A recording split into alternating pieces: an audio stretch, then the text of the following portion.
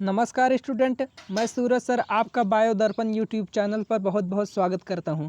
आज एक बार फिर से क्लास 12 बायोलॉजी की सीरीज को कंटिन्यू करते हुए हम पढ़ने वाले हैं अलैंगिक जनन की चौथी तथा अंतिम विधि पुनरुद्भवन, जिसे इंग्लिश में क्या बोला जाता है, रीजनरेशन। देखिए स्टूडेंट, पुनरुद्भवन अथवा रीजनरेशन का सामान्य मतलब क्या होता है? किसी चीज़ का फिर से उद्भवन होना, फिर से विकास होना ही क्या कहलाता है? पुनरुद्भवन। अब इस पुनरुद्भवन को अलैंगिक जनन के सापेक्ष में देखते हैं, ये होता क्या है।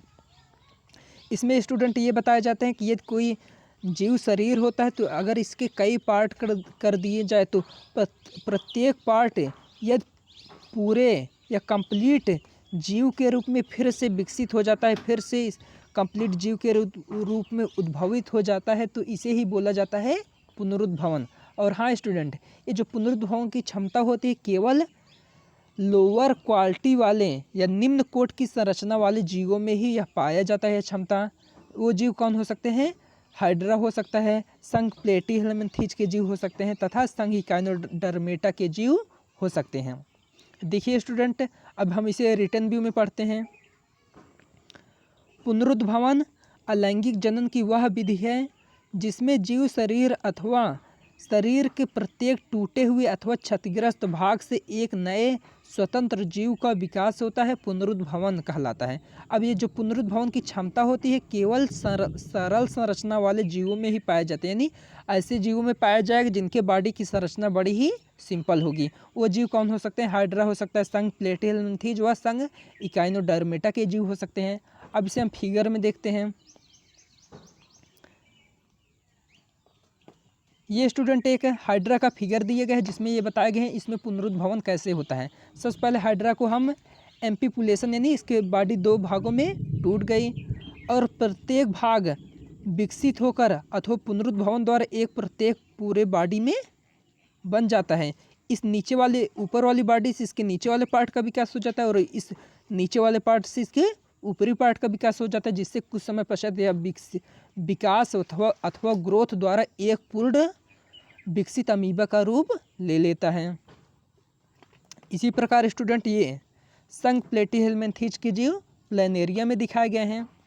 इसमें ये दिखाया गया है कि प्लैनेरिया को 3 पार्ट में डिवाइड कर दिए गए हैं जो रीजनरेशन पावर द्वारा कितने एक पूर्ण शरीर में विकसित होंगे।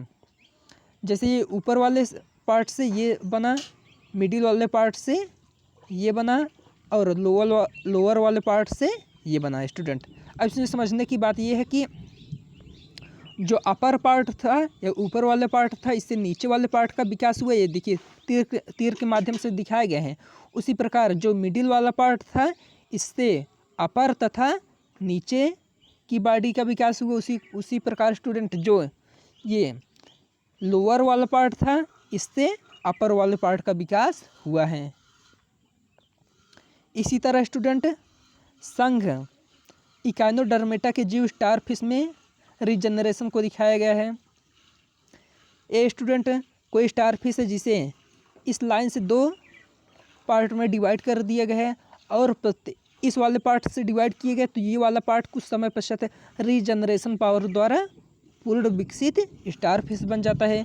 उसी प्रकार स्टूडेंट ये जो नीचे वाला इसका पार्ट था, इतना पार्ट ये रीजनरेशन द्वारा कुछ समय पश्चात अपने पूरे बॉडी को अचीव अथवा विकसित कर लेता है स्टूडेंट। इसी के साथ आपका स्टूडेंट अलैंगिक जनन की जितनी भी विधियां थी फिनिश होती हैं। तो हमने कहा था कि लास्ट वाले लेक्चर में आपको अलैंगिक जनन की जितनी भी विधियां होती हैं इनका PDF नोट्स फ्री में मिल जाएगा। तो स्टूडेंट इस वीडियो के डिस्क्रिप्शन में जाकर आप लिंक से इन सब का PDF नोट्स या अलैंगिक जनन की जितनी भी विधियां होती हैं उनके PDF नोट्स आप फ्री में डाउनलोड कर सकते हैं। तब तक के लिए जय हिंद स्टूडेंट।